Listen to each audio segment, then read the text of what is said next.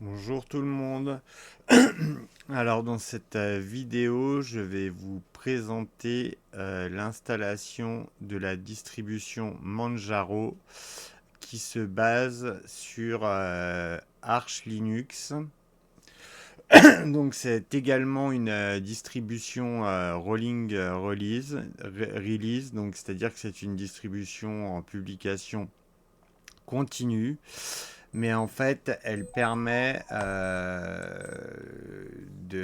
d'utiliser une Arch Linux de manière simplifiée.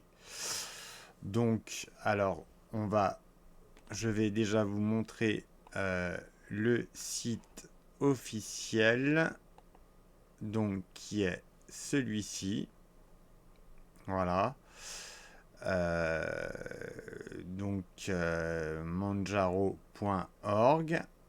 et donc vous allez dans la session Download, et nous donc on va prendre l'environnement de bureau KDE Plasma, qui est un peu l'environnement de bureau par défaut de Manjaro. Donc voilà, vous cliquez sur télécharger et c'est parti. Moi pour ma part c'est déjà fait. Donc du coup je vous laisserai le lien du site officiel dans le descriptif de la vidéo. Et maintenant on va pouvoir passer à l'installation. Donc je vais lancer Virt Manager. Alors, on va créer une nouvelle machine virtuelle. Donc, on va déjà sélectionner l'image ISO de Manjaro.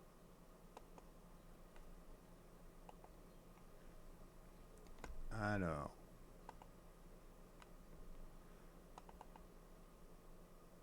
voilà.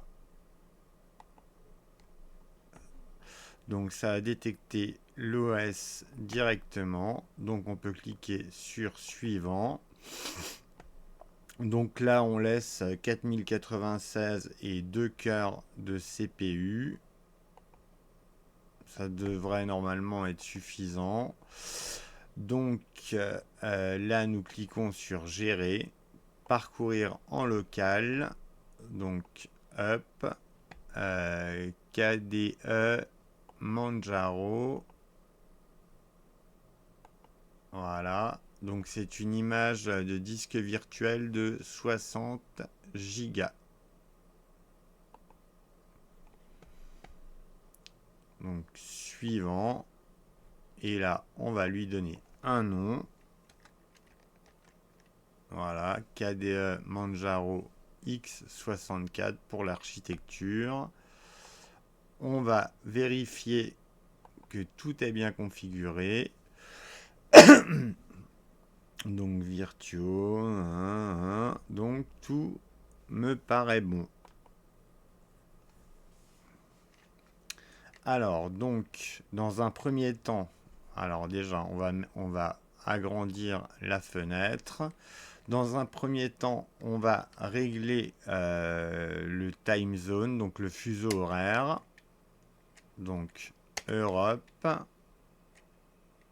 Alors Paris. Ensuite, le layout du clavier, donc la disposition clavier.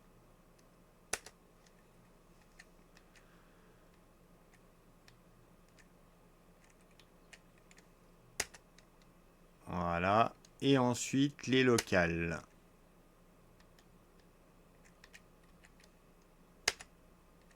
Donc, FR, FR. Alors donc, étant donné qu'on est dans une machine virtuelle, on n'a pas besoin de pilote propriétaire, donc on va booter avec les drivers open source.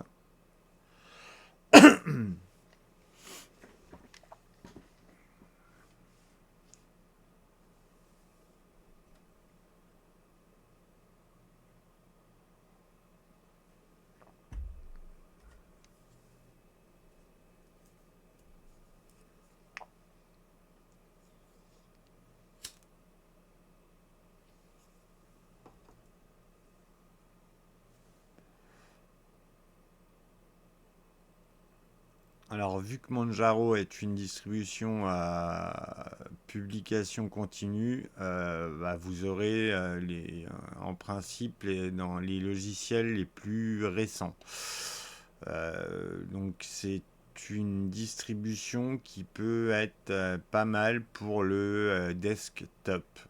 Voilà, pour une distribution de bureau, ça peut être bien pour les gens qui veulent à tout prix avoir les derniers logiciels.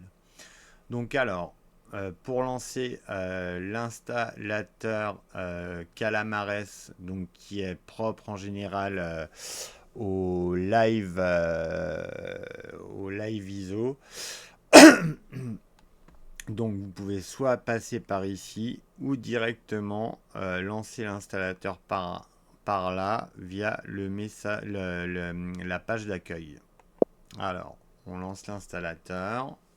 Donc là, on est directement sur français. Donc, Europe Paris, c'est bon. Donc, pour le clavier French défaut, c'est bon également. Alors là, donc comme vous pouvez le voir, le système de fichiers par défaut est ButterFS. Donc en fait, c'est un peu l'équivalent du système de fichiers ZFS sous FreeBSD. En fait, c'est un système de fichiers qui fonctionne avec des sous-volumes qu'on appelle des pools sous ZFS. Donc, c'est-à-dire qu'en fait, les sous-volumes, c'est comme s'il y aurait plusieurs partitions en fait au sein de la même partition ButterFS. Voilà. Donc, pour le swap, on va mettre swap dans un fichier. Voilà.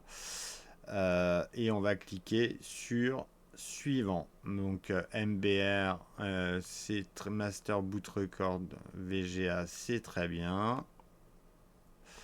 Donc maintenant, nous allons entrer le nom complet de l'utilisateur.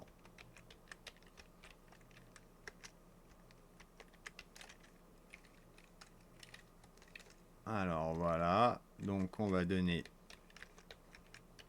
un nom à la machine virtuelle. On va renseigner un mot de passe.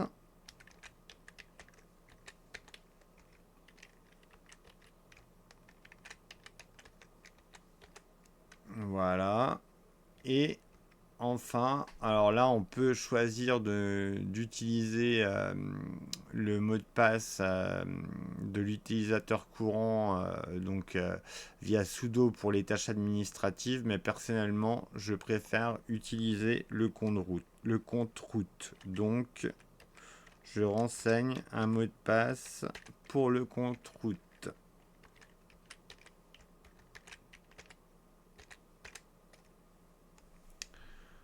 Donc, je clique sur suivant, mais dans la majorité des cas, je pense que vous cocherez cette case car la plupart des distributions utilisent sudo actuellement. Donc voilà, après ça à vous de voir. Donc là, on nous propose d'installer une suite Office, donc LibreOffice, FreeOffice ou pas de suite Office. On va mettre pas de suite Office parce qu'il n'y a pas vraiment d'intérêt à installer une suite Office dans une machine virtuelle. Donc voilà, on peut cliquer sur installer. Installer maintenant. Et désormais, on va mettre la vidéo en pause.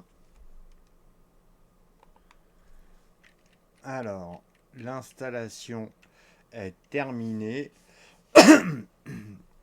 Donc, nous pouvons redémarrer maintenant.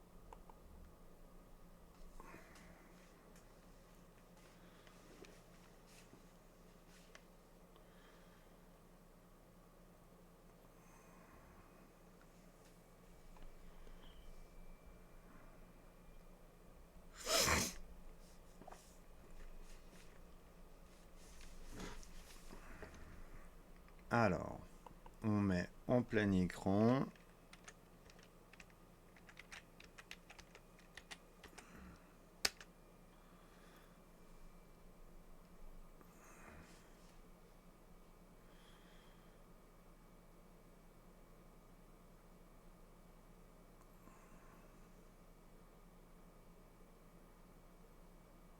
Donc voilà, vous avez la page d'accueil. Donc vous avez un lien sur le forum, wiki, enfin, voilà, en gros, c'est une page d'accueil assez complète. Donc on va la fermer et ce qu'on va commencer à faire, comme je fais toujours, c'est changer la résolution. Donc on va aller dans Système.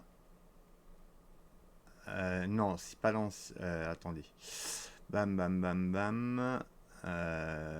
Si, Système, configuration du système. Et on va aller dans Affichage et écran. Et là, nous allons mettre donc voilà, cette résolution, appliquer, conserver. Et voilà, c'est quand même plus propre. Donc, dans un premier temps, tiens, je vais changer aussi les bureaux virtuels parce que j'aime pas trop comme c'est organisé. Donc alors, non, je ne suis pas allé sur la bonne page. Voilà. Donc, ligne une seule et on va ajouter 4 bureaux. Appliquer. Voilà.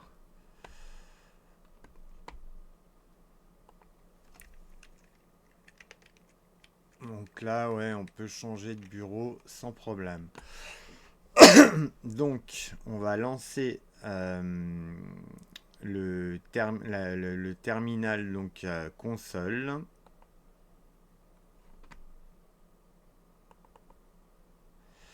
Et dans un premier temps, déjà, on va quand même regarder quelles applications sont installées. Donc bureautique, alors il y a juste Ocular, donc la visionneuse de PDF. Développement CAD, donc un éditeur de texte. Ouais. Graphisme. Donc ouais, le scanner de documents. GNView, c'est pour toujours pour en fait visionner les images via Dolphin. Dans Internet, on a le navigateur Firefox. On a KDE Connect d'installer par défaut, qui est hyper pratique pour connecter vos smartphones via votre réseau local.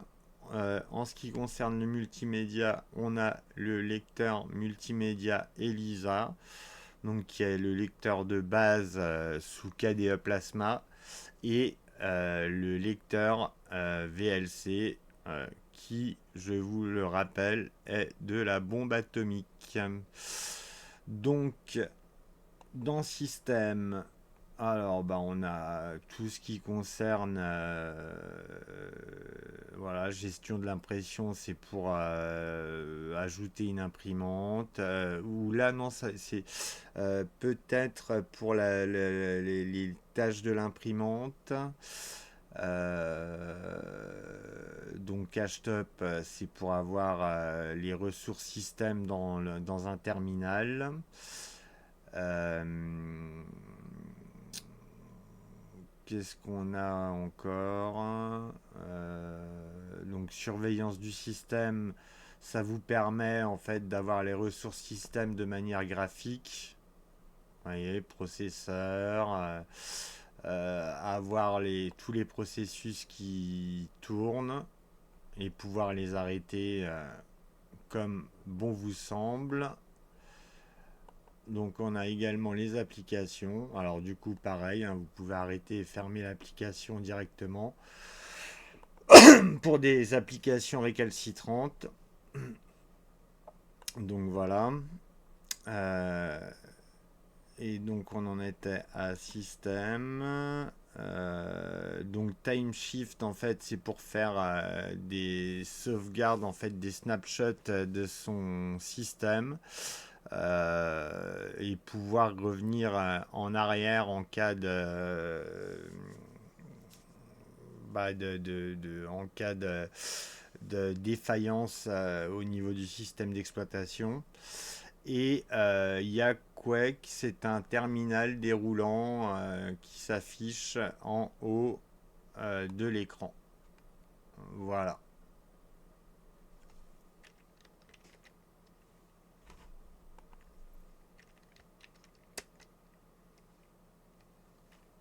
Et il vous suffit d'appuyer sur la touche F12 pour le faire disparaître.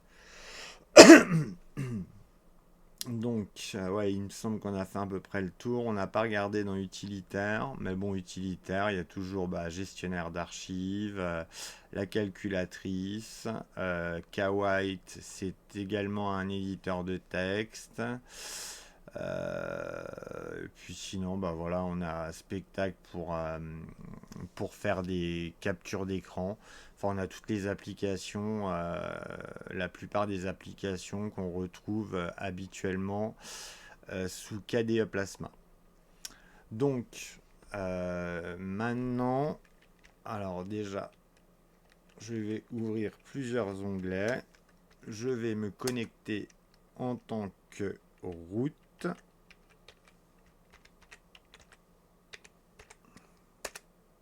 Voilà, c'est fait. Donc, je vais vous montrer comment rechercher un paquet via Manjaro. Et donc, ça s'applique également aussi pour Arch Linux.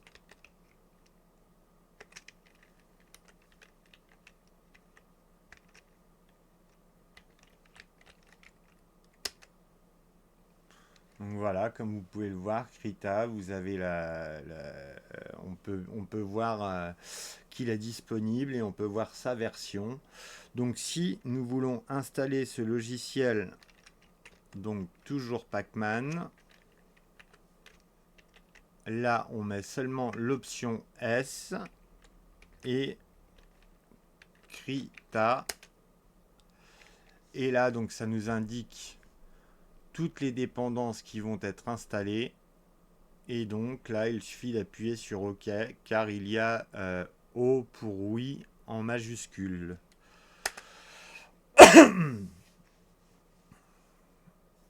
Et là, normalement, on devrait avoir Krita dans la partie graphisme.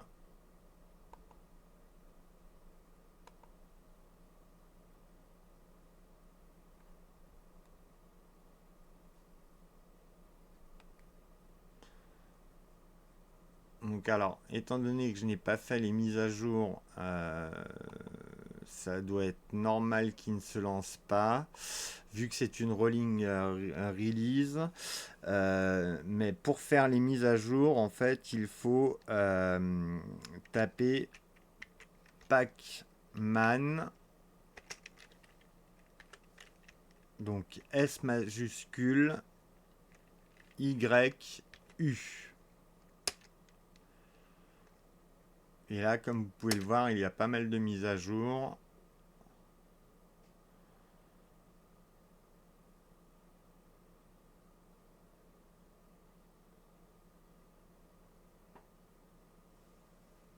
Donc je pense qu'on va faire une petite pause pendant les mises à jour. Ça a l'air quand même relativement rapide.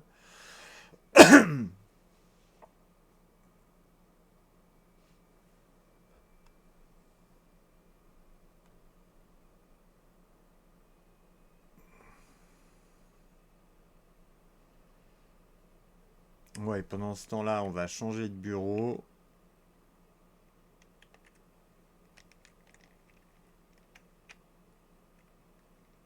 Et on va ouvrir Firefox.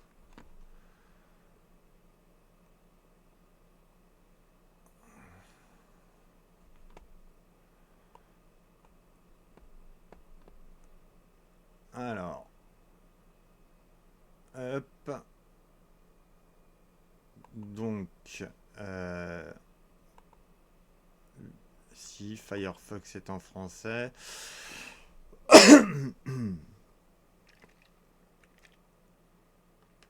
Donc, on va taper Google.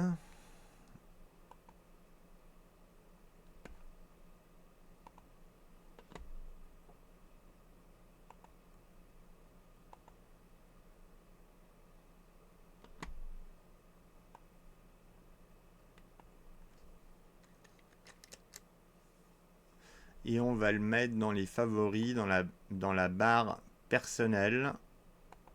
Et pour afficher la barre personnelle, vous tapez Alt de gauche et vous allez dans Affichage, barre personnelle, toujours affichée. Et comme ça, au moins, vous aurez un lien directement pour avoir accès au moteur de recherche Google. Donc après, il y a plein d'autres moteurs de recherche hein, comme DuckGo. Et d'ailleurs, c'est bien d'avoir plusieurs moteurs de recherche car ça vous permet en fait de vous rendre compte que l'indexation d'un moteur de recherche à un autre n'est pas du tout la même. Donc voilà, on l'a également ajouté à la barre personnelle des marque-pages. Donc voilà. Alors, donc les mises à jour sont faites. Donc normalement, Krita devrait fonctionner.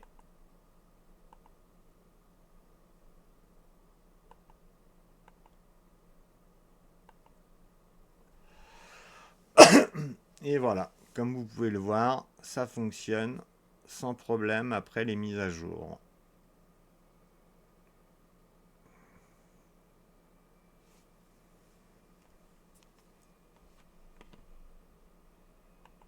Voilà.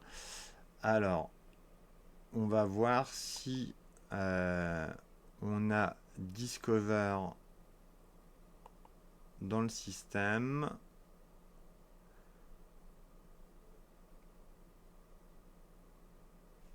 J'ai pas l'impression, je vais taper. Non, il n'y a pas Discover. La Logitech, mais en même temps, ça ne me surprend pas par rapport à une distribution qui est basée sur Arch Linux. Mais on va quand même regarder euh, si il ne serait pas disponible sur les dépôts traditionnels. Alors, euh, je crois que c'est Plasma.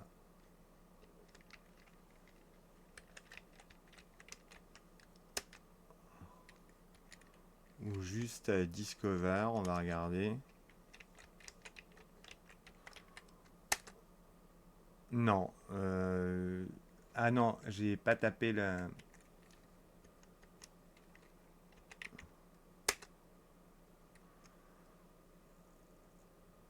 Si apparemment c'est pas impossible qu'il soit disponible.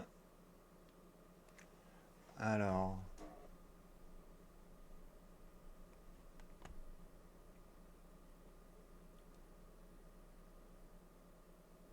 Ouais, il est disponible. Discover, donc on va l'installer.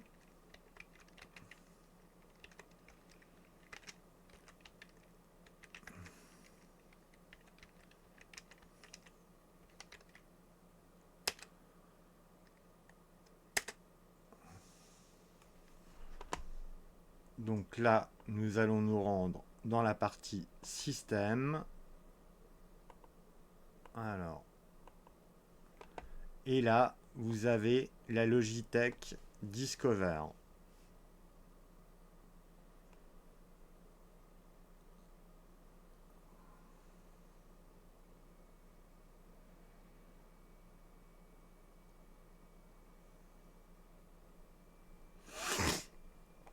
Et là, du coup, normalement, vous devriez pouvoir installer des logiciels directement via la Logitech. Donc, on va faire un petit test. Accessoires. Qu'est-ce qu'on pourrait prendre ou tiens, je vais taper. On va revenir toutes les applications.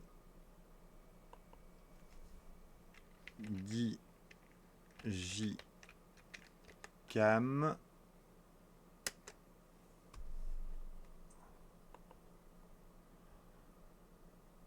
Et là, comme vous pouvez le voir, il y a Flatpak d'installer par défaut. Et apparemment, ce logiciel est disponible via le dépôt FlatHub.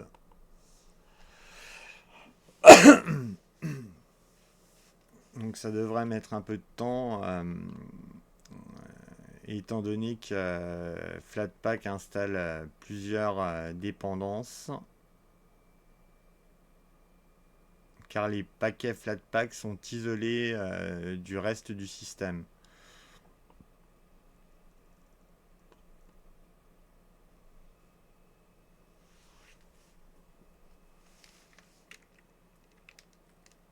Et alors, si vous souhaitez avoir des informations sur Arch Linux, je vous conseille alors Arch Linux, vivement le wiki Arch Linux FR en français, car il est très très très complet. Et alors après le wiki en anglais, bon, alors là c'est vraiment terrible. On trouve vraiment tout ce qu'on veut et ça s'applique en principe à toute distribution. Donc c'est vraiment voilà, le wiki est vraiment vraiment vraiment très complet. Donc, on va regarder si le paquet c'est bon, ça s'est installé. Donc on va le lancer.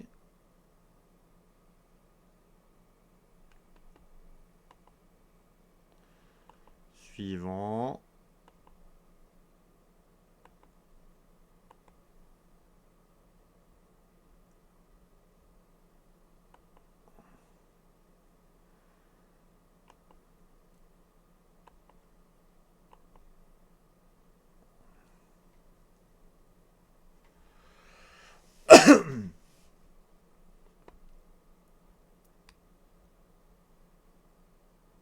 Et voilà, donc là on va pas télécharger un fichier modèle, mais en gros Digicam c'est un organisateur de photos, un organiseur de photos qui est très très complet et qui permet également de faire des modifications sur des photos. Enfin c'est vraiment un programme à avoir sous KDE. Donc voilà, je pense qu'on a fait le tour de cette Manjaro. Il y aura encore beaucoup de choses à dire, mais la vidéo est déjà suffisamment longue. Donc on va arrêter là. Donc je vais taper la commande d'extinction. Enfin après sinon je peux les éteindre aussi graphiquement, hein. Hop, éteindre. Éteindre maintenant. Et voilà pour cette courte présentation de Manjaro et sur son installation. Donc sur ce, je vous souhaite une bonne fin de journée et vous dis à très bientôt. Au revoir.